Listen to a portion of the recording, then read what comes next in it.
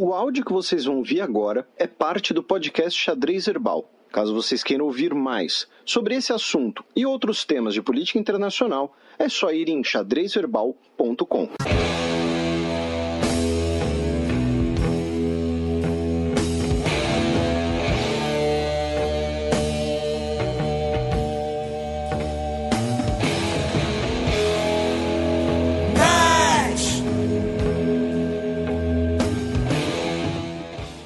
Bolsonaro anuncia a criação de escritório de negócios em Jerusalém. Essa foi talvez a principal notícia, né, em relação à visita brasileira em Israel e que acabou sendo, né, como a gente já mencionou aqui algumas vezes, é uma visão particular minha, seria uma negociação, né? Fiquei o conselho aí para os nossos ouvintes que são empreendedores. Isso aqui é uma brincadeira, tá, gente? Mas numa negociação, se você tem gregos e troianos, você não pode se ater a agradar gregos e troianos. Porque quando você tenta agradar gregos e troianos, você desagrada gregos e troianos, tá? Se você precisa escolher e a coisa é indivisível, tá? Você não pode bancar o rei Salomão. Ou você tem a primeira opção, se ausentar da discussão. A segunda opção é meio a meio. A terceira opção é escolher um dos dois. Você tentar agradar gregos e troianos, você vai desagradar todo mundo. Entendeu? É que nem você... Com algumas exceções, por exemplo, trazendo pro universo futebolístico, eu não lembro qual foi o último patrocinador exclusivo de Grêmio ou Inter. Sim, porque aí patrocina os dois, é o meio a meio. É o meio a meio. É o meio a meio. Entendeu? Agora, é a mesma. Olha só, comparando, seria, por exemplo, uma empresa, se a patrocinadora master do São Paulo e querer estar na manga do Corinthians. Entendeu? Pera aí, você vai pagar menos pro Corinthians por quê? Pronto, você vai, entendeu? Você desagrada. Aí o São Paulino vai até falar, pô, os caras também estão na camisa do Corinthians, que droga, tal. Então, é complicado. Aí o que aconteceu? O Brasil tentou achar essa solução de meio termo, recuou da transferência de embaixada, né? E anunciou um escritório de negócios em Jerusalém. Que, conforme escreveu no Twitter o professor Davi Magalhães, de Relações Internacionais da PUC e da FAAP, que é nosso ouvinte, ele falou que é a saída tcheca. Porque copiou ali a solução que a Tchequia propôs para a mesma questão. Sim, a Tchequia, Honduras, vários outros países fizeram. Só que assim, no caso brasileiro, o único escritório de negócios no mesmo status que o Brasil tem fica em Taiwan. Por quê? Porque você precisa ter alguma relação com Taiwan, só que você não quer romper relações com a China continental, então vá lá. Faz algum sentido. No caso de Jerusalém não faz muito sentido por uma questão geográfica, inclusive.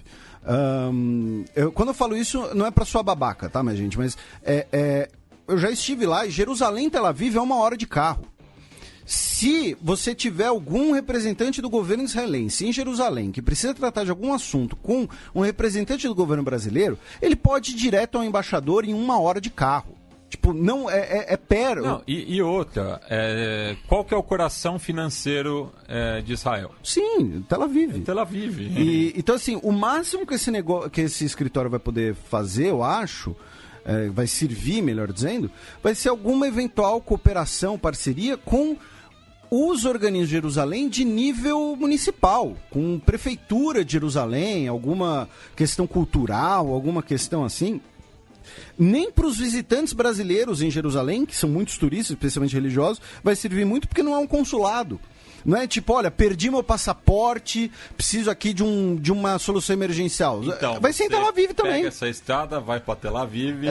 Entendeu? Então, assim, não vai ter muita utilidade. Ficou uma solução meio termo e, nesse meio termo, países árabes reclamaram, a autoridade palestina reclamou, a gente já vai falar do Hamas também, a autoridade palestina reclamou, o embaixador da Palestina no Brasil deu entrevistas criticando a decisão, o governo de Israel ficou meio, não vou dizer desapontado, mas meio broxado, digamos assim, e boa parte da base eleitoral do Bolsonaro aqui no Brasil, que não entende do assunto, porém é a base eleitoral dele, ficou descontente. Então, por conta disso, o Bolsonaro começou a tomar porrada de Silas Malafaia e Marcos Feliciano. E só um lembrete, ô Feliciano, você não fala por todos os evangélicos, viu, seu fariseu? Pois é. Então, assim, o Silas Malafaia, por exemplo, tuitou que, né, ele entende a demora do presidente porque os Estados Unidos levaram 9 meses para mandar a embaixada. Os Estados Unidos demorou 20 anos para mandar a embaixada, porque a lei que determinava isso é da década de 90, governo Bill Clinton, tá? E os Estados Unidos demorou mais de 20 anos para mandar a embaixada, na verdade, porque é um assunto extremamente delicado, extremamente complicado. Então essa foi uma solução que acabou, só ficou ali um meio termo, uma coisa meio sem graça. Uns ficaram decepcionados porque não era o que esperavam, e outros ficaram pé da vidas porque era mais do que eles queriam já, né? Que não queriam nada disso em Jerusalém. Então, no fim das contas, foi uma solução meio gregos e troianos, né, que não chegou ali a muito lugar. Ao meu ver, né, isso foi um problema, mas não foi um problema porque, Felipe, mas você era contra mudar a embaixada para Jerusalém, você está mudando de opinião só para criticar o Bolsonaro. Não, meu problema foi ter feito essa promessa sem ter noção dos custos e do impacto que essa promessa teria. Foi uma promessa demagógica feita por um eleitorado que, muitas vezes, por uma orientação muito literal de textos da sua religião. A gente tem o primeiro especial de Xadrez Herbal sobre a importância de Jerusalém. Antes desse assunto virar toda essa celeuma, inclusive, tá? Fala sobre isso, tem vários textos sobre Jerusalém no site Xadrez Herbal, tem uma nerdologia sobre a questão de Jerusalém, tá? Isso aqui é um assunto que a gente trata desde antes de virar modinha, já diria os fãs roots das bandas quando elas ficam pop. O problema foi ter feito essa promessa sem ter noção do que significava, entendeu? E aí, quando você vê os custos disso, você volta atrás, mas não pode voltar muito atrás, porque tem um custo político envolvido. Então faz essa solução meio termo que não agrada a ninguém, né? No final das contas acaba sendo isso. Nesse sentido, a própria ministra da Agricultura, né, a Tereza Cristina, disse que essa foi uma solução meio termo.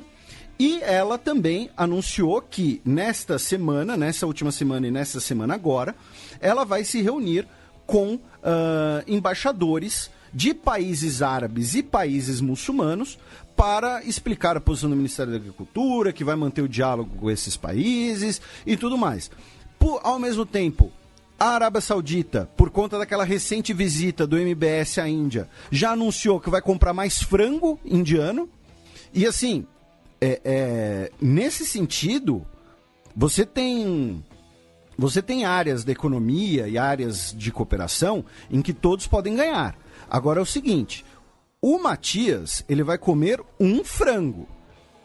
Esse frango pode vir ou do Brasil ou da Índia. O estômago é um só, entendeu? Então, assim, são dois produtos brigando pelo mesmo cliente. Não dá para os dois ganharem. Então, o MBS já anuncia que vai começar a comprar mais frango da Índia. Isso já começa a gerar algumas repercussões. Que, claro, nada catastrófico, pelo menos ainda, tal. Mas, assim, para um país que é tão dependente do agronegócio para a entrada de moeda estrangeira, o agronegócio é uma coisa muito paradoxal, né? Em questão de número de empregos, de aproveitamento de terra e o peso dele na entrada de dólares na economia brasileira, fechar o balanço brasileiro. Então, acaba sendo um negócio muito delicado. Aí a ministra da Agricultura tem que entrar de um lado, aí o Ernesto Araújo vai por outro lado, o Bolsonaro fica no meio dessa briga. Então, né, como é que fica? Outro dia, o líder da bancada ruralista na Câmara já disse que está perdendo a paciência, está ficando de saco cheio. Usou alguma expressão desse tipo? Não lembro exatamente. Não foi no plenário, foi nos corredores ali com a Joyce. Então, virou essa solução meio termo, né, e que, no fim das contas, não mudou a cotação do dólar, digamos assim, tá? Ainda na questão de Jerusalém, teve um aspecto interessante, curioso, que eu acho que foi pouco repercutido, ou pelo menos, se não pouco repercutido, pouco explicado. Que foi o seguinte, o Bolsonaro, pela primeira vez, um líder estrangeiro, no caso o presidente brasileiro, foi ao Muro das Lamentações acompanhado do líder israelense. Vejam só, acompanhado do líder israelense. Se vocês olharem as fotos, por exemplo, do Donald Trump, né, no Muro das Lamentações, vocês vão ver que ele está sozinho, tá? Ele foi até ali com o Netanyahu, porém, no que seria ali a entrada do local sagrado, né, que é onde você, obrigatoriamente, caso você não tenha você coloca um kippá na sua cabeça, você não pode entrar ali com a cabeça descoberta, ele entra sozinho. No Muro das Lamentações, em específico, né, o muro ocidental do Templo de Salomão, ele se encontra ali com rabinos, tem o pessoal do serviço secreto, da segurança, tá, o genro dele, a filha dele, mas ele não está com o Netanyahu. E o Trump e o Netanyahu são pessoas extremamente próximas. Por quê? O que isso significa? É o seguinte, o Muro das Lamentações, ele está no lado oriental de Jerusalém. Quando Israel toma Jerusalém Oriental, né, ou retoma, né, dependendo da versão, da perspectiva, né, Jerusalém Oriental na Guerra dos 6 Dias, em 67, Israel reunifica Jerusalém e passa a ser a controladora do Muro, né, das Lamentações do Templo de Salomão, o que dá inclusive um grande incentivo, um grande impulso o início do apoio dos religiosos ao Estado de Israel, que até aquele momento não eram os maiores apoiadores, né, do Estado de Israel. Até hoje nós temos segmentos religiosos judeus ultra-ortodoxos que são contra o Estado de Israel. Então o que isso significa? Você ir com Netanyahu até o Muro Ocidental significa reconhecer, mesmo que de forma implícita, a posse israelense de Jerusalém Oriental. Significa mais ou menos o seguinte, para o governo brasileiro, Jerusalém Oriental é um território que está sob ocupação israelense, que deveria ser palestino, que foi tomado na Guerra de 67, ou retomado. Repito, tem vários textos sobre essa história do ponto de vista histórico, tá? Mas você vai lá com a autoridade ocupante. É você reconhecer essa ocupação. Por isso que a primeira vez, não é a primeira vez que um brasileiro faz isso, é a primeira vez que qualquer líder mundial vai ao Muro das Lamentações acompanhado do chefe de governo israelense. E isso também repercutiu muito mal. Tá? Eu não estou dizendo se é certo ou se é correto, até porque tem ali um ingrediente religioso e um ingrediente eleitoral. O caso das relações Bolsonaro-Israel não é apenas pensando em relações exteriores do Brasil, também tem um cálculo eleitoral que é feito. E agora eu pergunto pro Gabriel Medina se dá para surfar no Mar Morto. Não dá, porque você cai na água, você pode morrer. Sim, Mas teve isso também, né? Eles mandaram lá um abraço pro Neymar e pro Medina, chamaram eles pra Israel, né? E o Bolsonaro... Lembrando que a Argentina, no passado, às vésperas da Copa do Mundo, cancelou um amistoso em Israel por conta de um cálculo político. Sim. E a Argentina, que durante muito tempo fazia as amistosas com a seleção de Israel, até por conta do episódio da AMIA, sim, né? Sim, porque tem a maior colônia judaica no hemisfério sul. Sim. No continente americano só perde para os Estados Unidos, sim, né? E então, a visita do Bolsonaro ao Muro das Lamentações tem um componente político interno, e aí... Né? Novamente, não estamos dizendo se isso é certo ou errado pensando nos eleitores dele ou em aspectos religiosos, mas no aspecto internacional também tem essa repercussão, que não pode ser deixado de lado. E como eu disse, acho que isso foi muito mal explicado na imprensa. Todo mundo falou, foi a primeira vez que foi com o Netanyahu e isso pegou mal. Mas pegou mal por quê? Isso que as pessoas querem saber, né? Então, estamos aqui explicando por quê. Aí, tivemos o Hamas, né, protestando contra a visita, lembrando que o Hamas, né, novamente, ele tem um caráter muito dúbio, né, e paradoxal. Por quê? Porque o Hamas, teoricamente, ele é um partido político que tem uma ala armada. E aí o Hamas, ele tem tentado se moderar, né, nos últimos anos e tal, porém, na prática, isso não está acontecendo. Tá? A alarmada do Hamas, inclusive, ela talvez seja mais forte do que jamais esteve. E aí, o Hamas, digamos assim, o Hamas partido político, não o Hamas alarmada, fez um protesto em relação a essa visita, e aí o senador Flávio Bolsonaro, né, o filho 01, ele compartilhou isso no Twitter, dizendo que quer que eles se explodam. E aí ele fez esse tweet e pouco tempo depois apagou. Mais um recuo, né? Porque, enfim, né? Primeiro, eu não sei se foi um trocadilho com eventuais suicidas terroristas. Eu não sei, né, se... Aí teve gente dizendo que era até um convite, né? Teve lá a hashtag Hamas, não votei no Bolsonaro, tudo mais.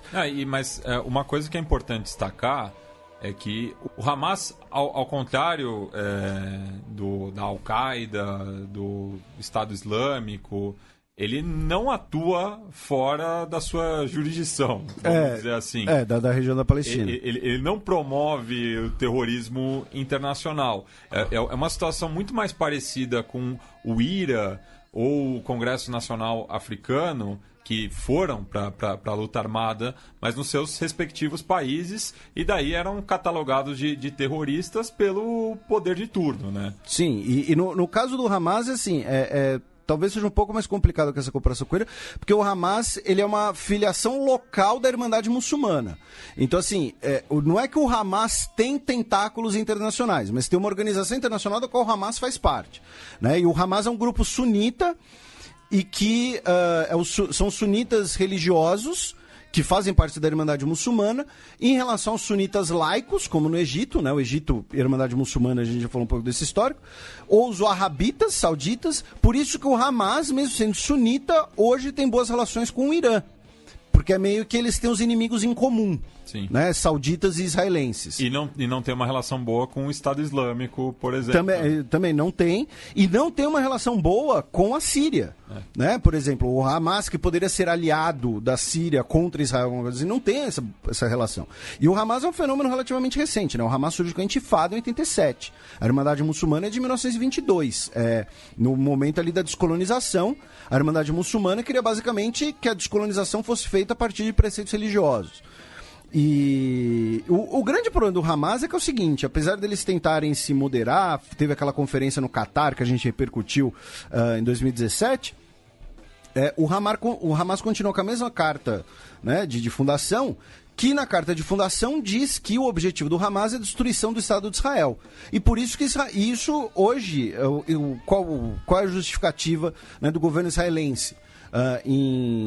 Por exemplo, em não conversar com o Hamas. Falar, olha, como é que a gente vai conversar com alguém cuja carta de fundação diz que vai nos destruir, que quer nos destruir?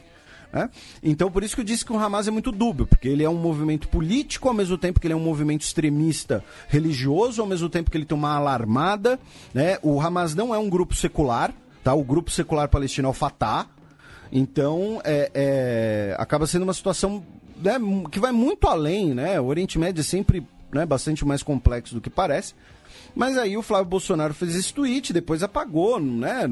Porque pegou um pouco mal e tal, enfim. E em relação ao próprio Hamas, a gente debate isso na 90ª edição do Xadrez Verbal. Então, que foi da conferência no Catar. Isso, tá. Então busca lá que é Hamas, que é a palavra-chave.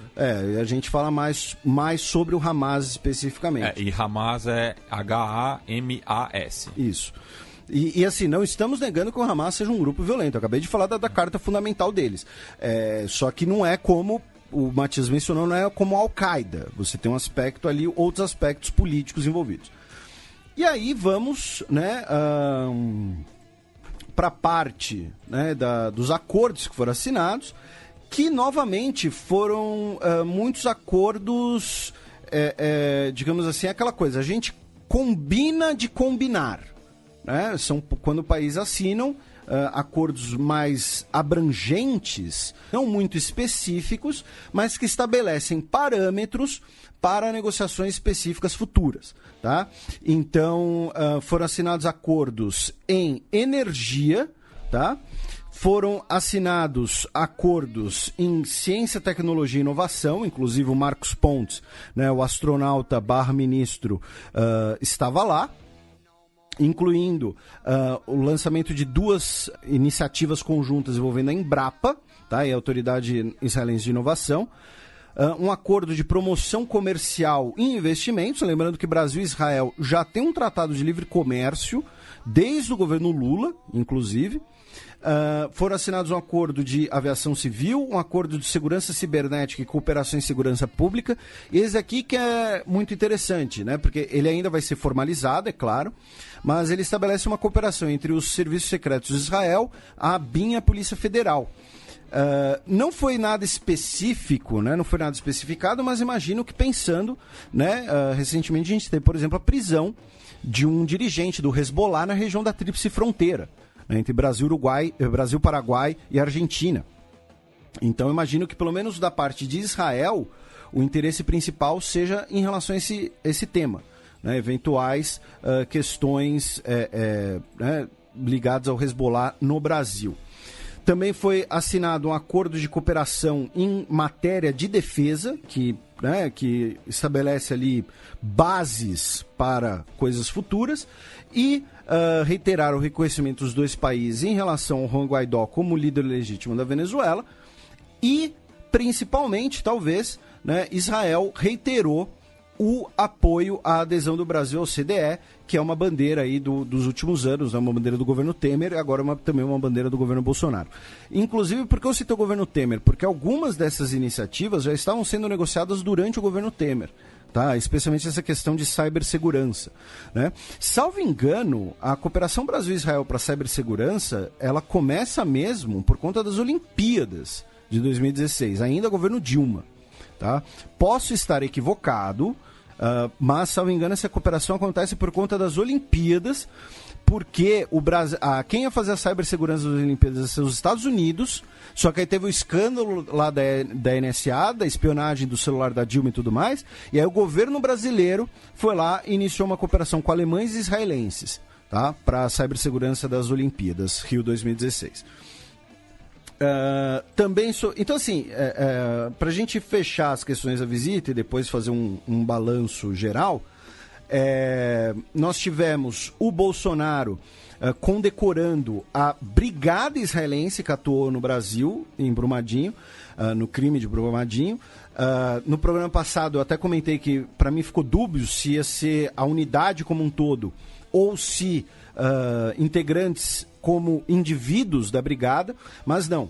Ele visitou a unidade contra-terrorismo da Polícia Israelense, depois foi para a base de brigada de busca e salvamento do Comando da Frente Interna de Israel, onde ele condecorou a unidade, né? Ou seja, condecorou o pavilhão da unidade, a bandeira da unidade. Não foi uma condecoração individual aos 133 integrantes da missão, tá?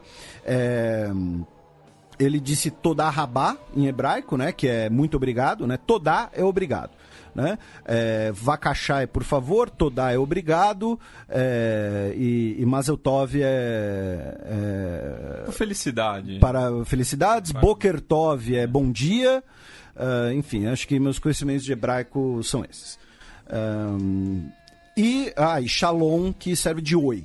Você entra num lugar... Mas né, significa paz. Significa paz, mas você entra num lugar e você fala Shalom. Shalom Shabbat. E é curioso, porque como você tem muitos habitantes, né, árabes ali, claro, né, porque eles viviam ali, muitas vezes o oi lá, especialmente num lugar comercial, é Shalom Salam, ou Salam Shalom. Você fala paz em árabe, paz em hebraico, tipo, é o oi deles, é a saudação. O Bolsonaro também visitou o Yad Vashem, né, o Museu do Holocausto, onde ele foi lá, assinou o livro de visitas, fez lá um pequeno pronunciamento. É um museu que é bastante impactante, tá? Bastante bonito, bastante importante, bastante impactante. E aí nós tivemos nesse âmbito 2 gafes, tá? Ao meu ver. Não uma gafe, uma anedota. A outra não é bem uma gafe, é uma anedota. Porque ele, né, como presidente brasileiro, foi convidado a plantar uma oliveira no Bosque das Nações, né, que fica anexo ali ao museu, Né? O museu faz parte de um complexo bastante grande, onde você tem memoriais às vítimas, não é apenas o museu, você tem os arquivos do centro de pesquisa, você tem ali como se fosse uma biblioteca sobre o tema, biblioteca/arquivo, você tem esse Bosque das Nações, e ele, como presidente brasileiro, foi convidado a plantar uma oliveira ali. E aí falaram para ele que aquela ali do lado foi o Lula que plantou na visita dele, né? E aí ele fez um comentário meio freudiano, né? Dizendo que a minha oliveira vai crescer mais que a dele. Assim, eu achei meio freudiano, né? E aí... É maior que o seu, né? E aí a outra, né, que foi em meio a essa discussão, esse revisionismo, né, enfim, sobre a origem ideológica do nazismo, o posicionamento ideológico do nazismo, né, que gira muito em torno da ideia do monopólio da virtude, né? Se eu sou de direita, nada pode ser malvado à direita, ou se eu sou de esquerda, nada pode ser malvado à esquerda. Então, mas, enfim, ao meu ver, por conta do pós-década de 70, né, ninguém nega, por exemplo, que o regime genocida do Camboja, do Pol Pot, era um regime à esquerda do espectro político, né? Mas enfim, e Franco e Hitler estão à direita do espectro político. Mas enfim, o Bolsonaro insistiu nessa questão lá em Israel, e aí é curioso porque no museu, no Yad Vashem, né, um dos painéis, ele, né, ao contextualizar o início da perseguição aos judeus, ele começa assim, ele fala assim: a sensação de frustração de não aceitar uma nova realidade e advertências sobre uma crescente ameaça do comunismo criaram na Alemanha um terreno fértil para o florescimento de grupos radicais de direita, dentre os quais se sobressaía o Partido Nazista. Isso está num painel no Museu Yad Vashem, tá? No Museu do Holocausto. Tá? E se você, inclusive, for um negador do Holocausto, um negacionista do Holocausto, que é uma conspiração judaica, enfim, alguma coisa assim, a minha recomendação é que você pule da ponte, mas pelo menos pare de nos ouvir. Ou então vai, né, já diria Tebilu, vai buscar conhecimento, porque negar o Holocausto é uma questão até de caráter, né? E, enfim, aí ele mencionou esse assunto lá em Israel, né, por isso que a gente insere nessa viagem, e aí traz esse painel do Yad Vashem, né, do Museu do Holocausto, que, como eu disse, é um museu muito impactante, é um museu muito, muito forte, né? E isso repercutiu, inclusive, entre a comunidade judaica aqui no Brasil, né? Já que o presidente da Confederação Israelita local, o Fernando Lotenberg, lembrou declarou também, né, que a viagem de Bolsonaro é importante, pois corrige o viés anti-Israel que havia na política externa brasileira, a questão de opinião dele, mas o nazismo não foi de esquerda, foi de extrema-direita. Então, e repetindo, isso aqui é uma questão de... a gente já falou disso antes, mas é uma questão simplesmente de honestidade intelectual para a gente compreender as origens dos problemas e evitar e aprender com esses problemas. Novamente, ninguém vai negar que o Pol Pot era um regime de esquerda, tá? E nem por isso, e o Pol Pot foi um regime genocida, um regime criminoso. A questão é que não adianta você querer remediar um problema que você tenha no estômago falando que o problema é no rim, entendeu? É mais ou menos isso. Que parte da direita não sabe lidar com os cadáveres que tem dentro do armário, né? Sim, assim como parte da esquerda durante muito tempo não sabia. Tem um filme muito bom, que vai só aquelas dicas de filme meio babaca, meio cabeça, né? Sabe aquele filme Invasões Bárbaras? Sim. Um filme canadense? Sim. Franco-canadense. Franco-canadense. É um filme muito bom, assistam. É um filme de humor negro. É um díptico, né? Porque tem também o declínio do Império Americano. Isso. O Invasões Bárbaras fecha... E que são os mesmos atores, né? Sim, mas com uma diferença de quase 20 anos. Isso, porque ele queria esperar os atores envelhecerem, justamente, o diretor. E tem uma cena muito boa nesse filme, que é o seguinte... Eles estão falando que eles, como jovens marxistas, né, no Canadá e tal, eles eram... São todos professores universitários. São todos professores universitários, tá? Eles estão falando, né, de quando eles eram stalinistas e tal. E aí eles falam de quando revelaram os crimes do stalinismo e tal, eles viraram maoístas. E aí o protagonista, o professor, tá relembrando de quando ele estava ali cortejando uma garota chinesa e falando de como ele admirava o Mao. Que né? bela revolução cultural.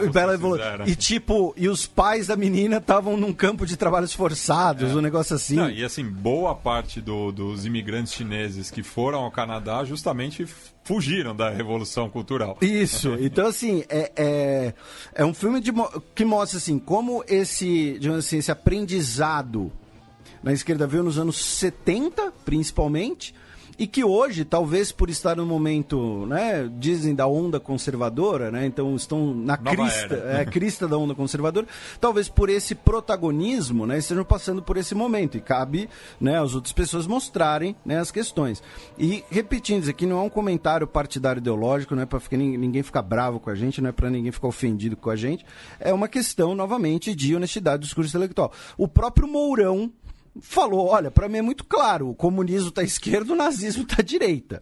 Né? O Mourão, ele adere, por exemplo, às teses da Hannah Arendt, né? Que é a tese do totalitarismo, e que você teve as duas faces da mesma moeda. Que você teve ali um momento, e isso a gente comentou também, a crise de 29, ela, independente da discussão teórica sobre as suas origens, na mentalidade das pessoas, na década de 30, o liberalismo não era mais uma opção. O liberalismo era tido como o responsável pela crise de 29. E isso gera movimentos autoritários à esquerda e à direita. Reações à esquerda e à direita. Tá? E, por exemplo, você negar, por exemplo, que o Franco, a ditadura Franco, que foi uma ditadura violentíssima, foi uma ditadura à direita, é impossível. Com apoio da Igreja Católica. Apoio do fundador do Opus Dei, porra. Com perdão aí do palavrão para os nossos ouvintes infantis. Peço desculpas. Então, e novamente, o caso mais à esquerda, talvez o pior caso, né, o pior esqueleto no armário, né, usando a expressão que você usou à esquerda, talvez seja o Pol Pot, né, que era um psicopata completo. Mas, enfim... No balanço geral, foi uma visita que estabeleceu algumas bases para uma relação mais próxima no futuro. Foi uma visita que esperava-se que gerasse mais repercussão doméstica brasileira, especialmente para o eleitorado do Bolsonaro, o que talvez não tenha acontecido tanto. Ou seja, eu vejo essa visita do lado brasileiro como 50-50, relações internacionais, questões eleitorais, questões de público. Tanto que o Bolsonaro, ao anunciar, né, que tem que fazer as coisas devagar, ele falou, meu mandato vai até 2022. Ou seja, se eu mudar a embaixada agora, pode dar problema, né? Então eu vou esperar mais pro fim do mandato, uma reeleição, alguma coisa assim.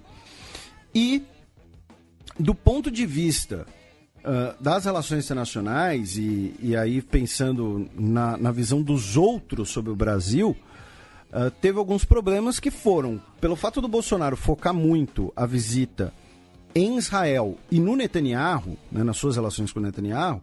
Israel está na véspera de eleições, como a gente mencionou, ou seja, a oposição israelense acusa, né, o Netanyahu e em menor escala o próprio Bolsonaro de usarem a visita, de fazerem da visita um evento eleitoral. Tanto que, por exemplo, o Netanyahu foi receber o Bolsonaro na pista do aeroporto, algo que não é comum, é uma honraria concedida, né, para gerar justamente mais buzz, digamos assim. Ou seja, convenhamos, né? Pegar alguém no aeroporto, a gente sabe como é. Não, aqui em São Paulo ainda, né, se tiver trânsito, então, meu Deus. Então, assim, isso pode, não estou afirmando, tá? Mas pode servir de um mau início para uma relação Brasil-Benny Gantz, caso o Benny Gantz vença a eleição. E também teve a questão de que o Brasil ignorou os convites da Autoridade Nacional Palestina para visitar a Palestina, para visitar, digamos assim, o outro lado da moeda. O que, novamente, mas o Trump também fez isso, né, e ninguém falou nada.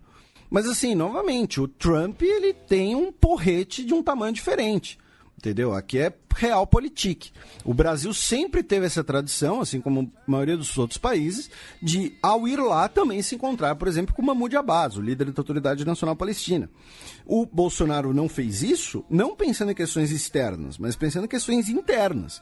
Porque ia, né, imagina só Silas Malafaia compartilhando lá, falando, não mudou a embaixada e ainda se encontrou com o líder muçulmano, né, o líder palestino, pá, entendeu? Então ia complicar para ele aqui dentro. Ou seja, foi uma visita, né, que não teve uma inclinação apenas internacional. E, então, assim, o balanço da visita é, no ponto de vista dos acordos, é uma base interessante, né, para uma relação futura, porém ela teve muito mais aspectos políticos das eleições de Israel e políticos brasileiros do que de relações internacionais como um todo, né, em que, novamente, foram assinados acordos, aquela coisa do combinamos de combinar, que podem gerar uma base muito interessante, se bem aproveitados, mas também podem dar nada, né, como acontece várias vezes também. Saindo da visita, duas outras notícias envolvendo o Brasil, antes da gente passar para a nossa vizinhança. Uma delas foi de que, semana passada, né, a gente mencionou que mais de 1.000 nacionalidades italianas de brasileiros foram canceladas. Nós tivemos a prisão de uma quadrilha, né, que fazia ali um esquemão para a nacionalidade italiana. Tivemos a prisão até de um padre. E um dos caçados foi o governador de Minas Gerais, o Romeu Zema, né, que eu não conheço muito sobre ele, eu conheço a imitação do Adnet dele, né, do helicóptero. E, enfim, isso aqui é uma brincadeira, claro, né, e aí que tá, a gente estava até conversando aqui, você imitar Silvio Santos é uma coisa que todo mundo imita, porque é uma imitação fácil, é uma pessoa claramente ali, com um personagem, com trejeitos e tal. Agora, você imitar, por exemplo, Marina Silva, né, já é difícil. O Whitney Houston. São coisas mais, né, que você tem que pegar muitas nuances e tal. Né? Aí já fica mais complicado. Aqueles vídeos do Adnet imitando os candidatos eram sensacionais. Né? E uma das nacionalidades caçadas foi a do Romeu Zema. E aí, por isso, o advogado do governador, Eduardo Quelotti, que está em Roma para tratar do caso, dizendo que tudo isso já está sendo regularizado, todos os familiares da família também estão sendo regularizados. Agora ele vai ter que buscar um novo passaporte. Então, né, como curiosidade aí, o envolvimento nesse episódio. E a outra notícia foi de que o relator especial da ONU sobre promoção de verdade, justiça, reparação e garantias de não repetição, Fabian Savioli, ele fez comentários criticando a postura do governo brasileiro em relação ao golpe, né, de 31 de março, que inicia a ditadura civil-militar que durou até 85. E o Brasil mandou um telegrama para o escritório da ONU, dizendo que não houve um golpe e que os governos militares, na verdade, afastaram uma ameaça comunista e terrorista, e que o evento contou com a maioria da população. Enfim, entrando nessa disputa de narrativas. Eu não lembro de ter tido eleição em 64, viu? Para afirmarem isso. Também teve isso. Né? Aí vamos dizer que teve eleição indireta e que ela era prevista pela Constituição, quando isso não é verdade. Se vocês podem acessar o texto integral da Constituição de 46 na internet, tá? Todas as constituições brasileiras estão em PDF, tá? De alta qualidade, no site do Planalto, tá? É só digitar no Google, assim, Constituição 1946. Pronto, vocês podem ir lá e consultar à vontade. Vocês podem consultar a Constituição de 24, de 1824, a primeira Constituição. Vocês podem consultar a Constituição de 1891, a primeira republicana. Enfim, estão todas na internet. Tá? E, inclusive, o que estiver valendo até hoje, muitas vezes está marcado, né? Ou então, coisas que foram... Né? No caso da Constituição de 88 é bizarro, porque tá tudo grifado, tudo rasgado, né? Aí, tipo, substituído pelo decreto, bababá, substituído pelo publicado no DOU, bababá. Enfim, complementado, bababá. Mas o fato é, o Brasil teve esse telegrama aí mal criado, né, digamos assim, em relação a relator especial da ONU sobre questões de governos ditatoriais, né? O comentário original dele foi: comemorar o aniversário de um regime que trouxe tamanho sofrimento à população brasileira é imoral e inadmissível uma sociedade baseada no Estado de Direito. As autoridades têm obrigação de garantir que tais crimes horrendos nunca sejam esquecidos, distorcidos ou deixados impunes. Tá? O governo brasileiro disse que era sem fundamento e deve respeitar os procedimentos internos em suas deliberações. Enfim, o governo defende direito à liberdade de expressão e de pensamento, né? O que é meio contraditório nesse caso, né? E, enfim, então teve também o entrevero por conta do 31 de março, não foi apenas interno, mas também externo. E, né, eu acho importante, né, como pessoa formada em História, e a gente já fizemos alguns comentários sobre isso, tem vídeos do Nerdologia sobre o assunto também, eu postei lá nas redes sociais de Xadrez Herbal, dei uma olhada, mas ao mesmo tempo eu tenho um forte sentimento de que o governo faz isso como uma cortina de fumaça para esconder os temas mais pragmáticos do momento, né?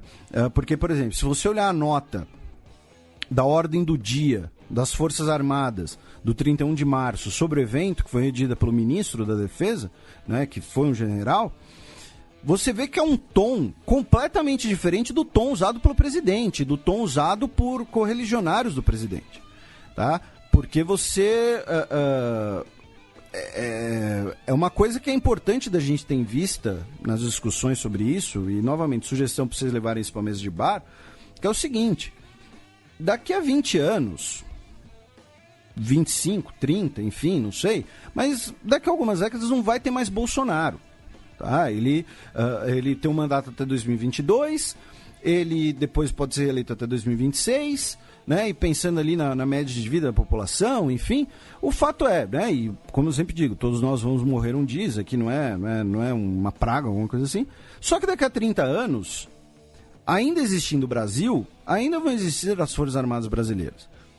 E o governo fica jogando a bucha, digamos assim, da atenção da imprensa, das perguntas e tudo mais, numa instituição de Estado. E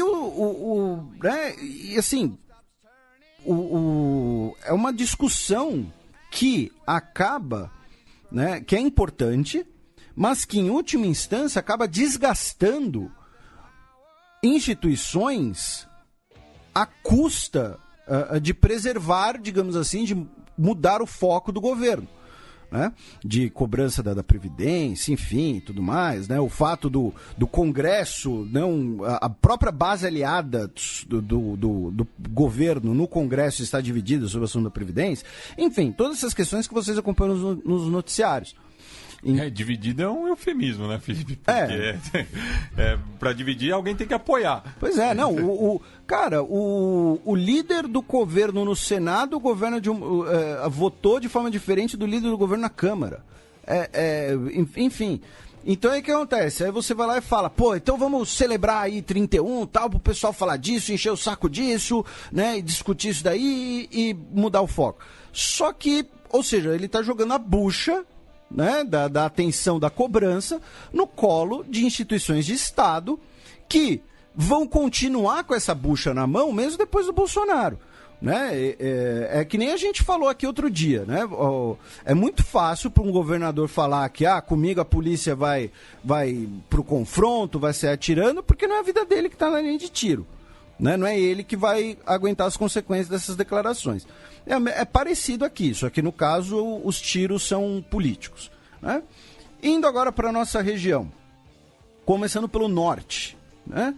O Donald Trump, ontem, quinta-feira, dia 4, ameaçou tarifar os carros que vão do México, as peças automotivas que vão do México aos Estados Unidos, e fechar a fronteira com o país se o governo mexicano não interromper o fluxo de imigrantes ilegais na divisa. Tá? E ele deu 1 ano para as autoridades mexicanas para interromper o fluxo de drogas para os Estados Unidos. Só que o que acontece? Ele tinha dito no início da semana, ele tinha tuitado no início da semana, que ia fechar a fronteira entre Estados Unidos e México, né, para conter o fluxo de imigrantes irregulares. Aí ele virou e falou assim, olha, eu não vou fechar a fronteira, eu vou dar 1 ano para vocês interromperem. Ou seja, ele está voltando atrás do que ele disse, Porque chegaram no ouvido dele e falaram, você fechar a fronteira vai dar problema. Porque não é só o imigrante regular. É gente que trabalha de um lado, mora no outro, é produto, é comércio, é investimento. Imagina grana. Imagina isso em San Diego e Tijuana. Sim. Que tem uma importância estratégica enorme. Sim, é grana, tá? Então, ele acabou aí tentando essa solução aí de, olha, vocês têm um ano para resolver, hein? Senão, vou fechar. É que nem quando um pai ou uma mãe vira pro filho e fala, vou contar até 3. Depois do 3, você vai fazer o quê, irmão? Você vai espancar o seu filho? Não vai, então não ameaça. Não adianta, porque se a criança blefar, você vai contar até 30. Enfim, mas o Matias que é pai aqui, não é. No Belize, né, teremos agora nessa semana, no dia 10, um voto sobre a questão da disputa fronteiriça com a Guatemala. Né, a Guatemala reivindica ali cerca de metade do território belizenho.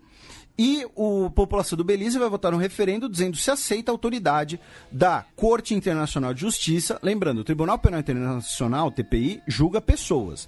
A Corte Internacional de Justiça julga arrengas entre países. Tá? E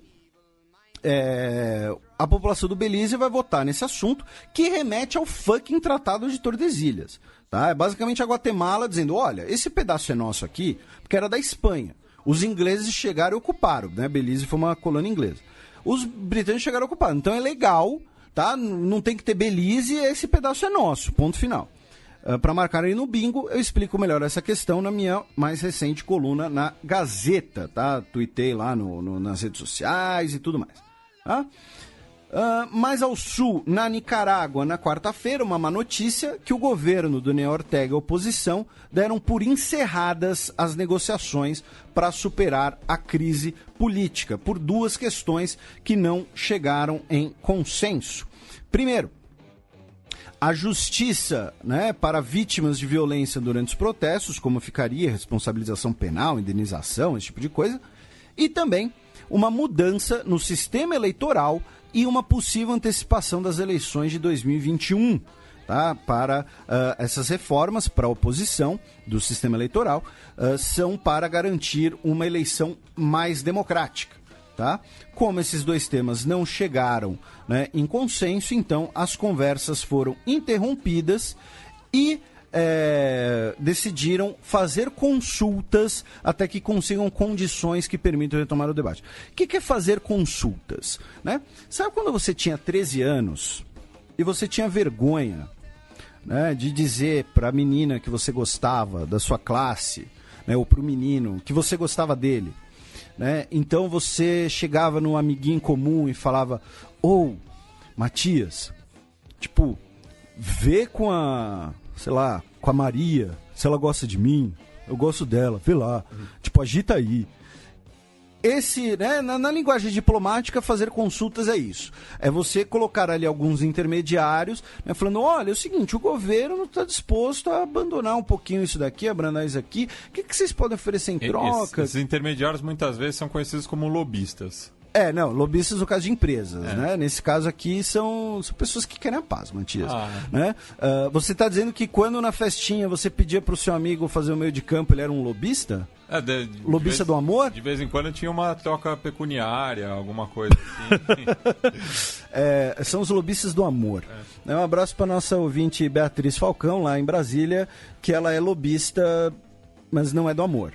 Ela é em Brasília mesmo. E não confundir com a personagem de Fernanda Montenegro em Belíssima.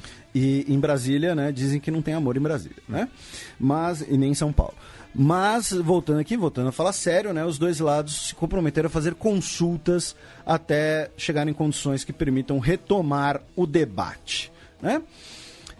Indo mais ao sul, né, na Venezuela, o Maduro, ao meu ver, fez uma cagada, que foi o seguinte: ele demitiu o seu ministro de energia, o Luiz Mota, após a série de apagões no país, que será substituído pelo engenheiro eletricista Igor Gaviria. Fala engenheiro eletricista, não engenheiro elétrico, hein? E ele disse que vai criar um Estado Maior da Eletricidade. Tá? Agora, por que eu disse que isso é uma cagada? Porque eu conheço a competência do Luiz Mota, alguma coisa assim? Não, nunca vi mais gordo, não sei a competência dele ou não, mas porque é o seguinte, se você vira e fala, olha, o apagão é culpa de sabotagem dos Estados Unidos, o apagão é culpa, né, de cyber warfare dos Estados Unidos, alguma coisa assim, você tem que virar e falar, então, olha, é o seguinte, eu confio completamente aqui no Motão, entendeu? Ele é o meu ministro da energia, porque ele está sendo sabotado pelos americanos e tudo mais. Agora você virar e falar, olha, foi sabotagem, eu vou demitir o cara? Você tá virando, olha, o cara é meio incompetente, então assim, teve sabotagem, mas vai saber, né? Meio que você passar um recibão, né? Virar e falar, olha, sabotagem, tanto que o nosso cara aqui é muito bom e por isso ele tá sendo sabotado, né? Ele tá sendo sabotado, eu confio plenamente nele. Agora, você demitir o cara é exprimir que você não confia no trabalho dele, né? E que talvez isso esvazie um pouco ali a ideia de sabotagem. Né? Ele disse, né, claro, ele agradeceu o trabalho do Mota Domingues, que conduziu por 4 anos, né, o Ministério da Eletricidade, a Corpoelec e bababá, mas assim, são sinais contraditórios. Né? Também na Venezuela, aí indo em ordem cronológica, no dia 2 de abril, a Rússia abriu um centro de treinamento para os pilotos venezuelanos operarem helicópteros de origem russa, né? E isso daqui, assim, causou uma apreensão, mas isso aqui costuma ser relativamente normal. É que, por exemplo, não é normal no Brasil, porque o Brasil costuma mandar missões para o exterior quando adquire um equipamento. Né? Então, por exemplo, o Brasil comprou o Gripen, o caça sueco. Então, o Brasil manda pilotos lá para a Suécia, né, para aprenderem a operar o equipamento. Normalmente, as missões que vêm ao Brasil são para o pessoal de manutenção, o pessoal técnico e tal. Mas no caso da Venezuela, a Rússia abriu uma missão militar na Rússia, né, para treinar, né, os militares, cerca de 100 militares venezuelanos, em operarem os helicópteros de origem russa. Mas claro que isso também serve como um sinalzinho, né? Lembrando que semana passada a gente teve aquele sinalzão, né, dos aviões russos levando militares, né? E também na Venezuela, e aí talvez a principal notícia da Venezuela, é que a Assembleia Constituinte retirou a imunidade parlamentar do Guaidó, autorizando um processo penal contra ele, tá? Por denúncias tanto fiscais, mas principalmente de usurpar, né, as funções do Maduro, de planejar um atentado, de ter deixado o país ilegalmente quando ele não podia fazer isso. E agora ele pode ser alvo de processos e até mesmo ser preso, tá? Essa é certamente a principal notícia.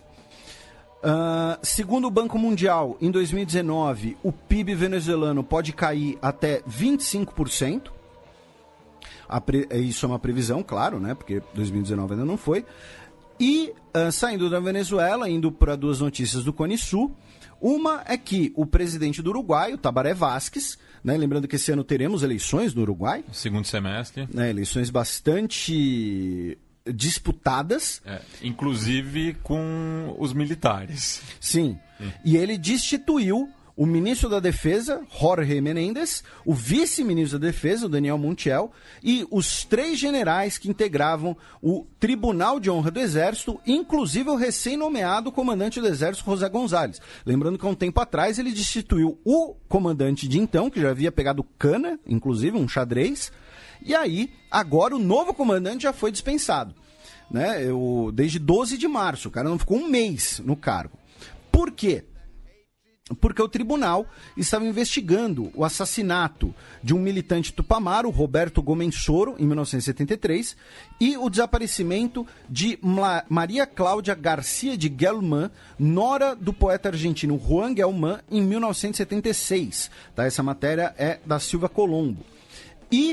Mas em relação ao que foi divulgado em alguns veículos na imprensa brasileira, o primeiro crime foi cometido ainda antes do golpe cívico-militar no Uruguai.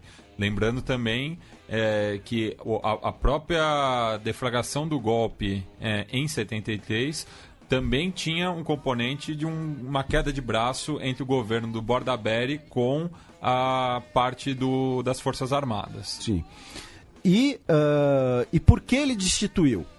Porque ele considerou que o tribunal estava cometendo irregularidades e acobertando autores de crimes durante a ditadura militar uruguaia e queria mandar o caso para a Justiça Civil. Por quê? Porque um militar, né, o estopim, digamos assim, a gota d'água, foi de que o José Nino Gavazzo, que era um dos acusados, ele admitiu que jogou o corpo do Gomes Soro num rio e foi inocentado, dizendo que os atos não indicavam delito. Sendo que, assim, no mínimo, isso aqui é ocultação de cadáver. É claro, não sei se, às vezes não tem essa tipificação de crime no direito uruguaio, mas acho muito improvável que não tenha, né? E que também, por 3 anos, os militares que participaram do assassinato incriminaram outro militar, o coronel Juan Carlos Gomes, que foi preso por 3 anos, sendo que esse Gomes, esse coronel, era inocente. Ou seja, olha, já prenderam lá um cara, entendeu? Então vamos inocentar aqui os caras mesmo, já que já culparam alguém por isso daí, então vamos deixar aqui. E aí o Tabaré Vázquez demitiu toda a principal cúpula militar do país, né? Continuando aí esse processo, né? O Tabaré Vázquez, que inclusive teve, eu não sei se ele chegou a ser preso político, né? Mas familiares dele foram presos durante a ditadura. Ele que é contra a lei de anistia do Uruguai, inclusive, e então trocou todo o comando das Forças Armadas do Exército Uruguaio, né, nessa semana. Até porque ele integra a frente ampla, né? Mas ele é de uma vertente bastante moderada, que é a democracia cristã. Que era um partido, inclusive, que existia desde antes, né, do golpe. Né? Não foi um partido criado pelos militantes. E, finalmente, no Chile, o Congresso aprovou na quarta-feira, dia 3, uma lei que criminaliza, com penas que vão de multas a 5 anos de cana, o assédio sexual em lugares públicos que cause situação intimidadora, hostil ou humilhante. Tá? A lei agora, né, seguiu para a caneta do Pinheira. O Pinheira já havia apoiado, né, a nova lei e já indicava que iria aprovar. Então, ato com objetivo sexual capaz de provocar uma situação objetivamente intimidadora, hostil, humilhante que aconteça em local público sem consentimento da vítima, como declarações ou gestos de caráter sexual, perseguições, atos de exibicionismo ou conteúdo sexual, são puníveis. Tá? Quem tirar fotos ou filmar pessoas num contexto sexual sem autorização também será punido. E, como disse, a pena máxima é 5 anos de cana e a multa pode ser de cerca de R$ 1.500. Segundo uma das organizações que apoiava essa lei, o Observatório contra el Acoso Chile, né? Acoso é assédio, disse que 87% das mulheres do país declararam que já sofreram assédio na rua em algum momento. Lembrando que o Chile tem desde 2010 uma lei específica sobre feminicídios, né, que não é homicídio de mulher, quando é um homicídio de uma mulher na qual o gênero dela foi um fator, né, decisivo para o crime. Porque muita gente satiriza, né, faz comentários sobre feminicídio, homicídio e tal. Não é feminicídio se um ladrão de banco atirar numa funcionária do banco, por exemplo. É quando a questão a motivação está ligada ao gênero da pessoa, tá? Não é uma policial morreu numa troca de tiros com bandidos, tá? Não é uma, né, não é apenas a mudança da grafia de homicídio, tá? Então parem de fazer esses comentários idiotas.